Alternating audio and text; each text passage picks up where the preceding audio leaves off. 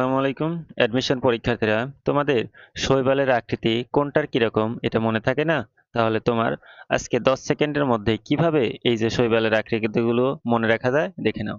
দেখো প্রথমেরটা আছে সর্পিলাকার। দেখো এখানে কি আছে? সর্পিলাকার। এটা কিরকম? স্পাইরোগাইরা। দেখো এই যে সর্পিলাকার, এটা দিয়ে মনে রাখবে কি সাপ। সাপ কিরকম থাকে? এরকম থাকে না? তাহলে সেক্ষেত্রে কি হবে? সর্পিলাকারের স্পাইরোগাইরা।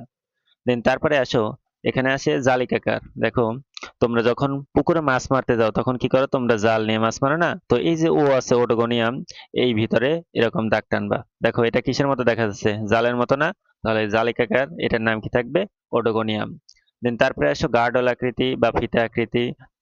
তো এটা যেটা আছে এটা ইউলোথিক্স। এটা তোমাদের অনেক বেশি থাকে, তোমাদের এবং অনেক বেশি পড়া আছে। তাহলে গার্ডল ফিতা, এটার নাম কি? ইউলোথিক্স। এবং দেখো তারপরে আছে কি? তারকাকার। তো তারকাকার কিভাবে মনে রাখবা? যখন তোমরা স্টার, স্টার মানে কি? তারা। তো তারা আঁকানোর সময় এরকম আঁকাও না? তাহলে সেই ক্ষেত্রে মনে রাখবে কি? জাইগো জিগনেমা, অর্থাৎ জিগনেমার ক্ষেত্রে কিরকম? তারকাকার। এবং একটা দেখো গোলাকার। তো গোলাকার মনে রাখবে কি? গোলারের ক্ষেত্রে গোলাকারে যখন বলি যে তোমার পরিধি নির্ণয় করো তখন 2 পাই আর। দেখো এখানে আছে কি? পাইথোফোরা, অর্থাৎ পাই মনে রাখবা। তাহলে পরে গোলাকার, এটা কিরকম? পাইথোফোরা।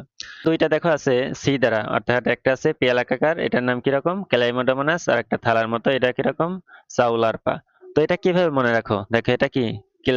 পেয়ালাকার, এটা অনেক বড়, অর্থাৎ ক্লেইমোডোমোনাস। আর থালার মতো যেটা, সেটা কিরকম? একটু ছোট আছে।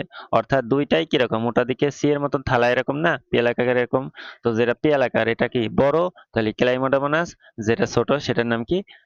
সাউলার, অর্থাৎ থালার মতো। তো এই শর্ট ট্রিক্স এর মাধ্যমে তুই কি করতে পারো? বিভিন্ন প্রকার শৈবালের আকৃতি মনে রাখতে পারো খুব সহজেই।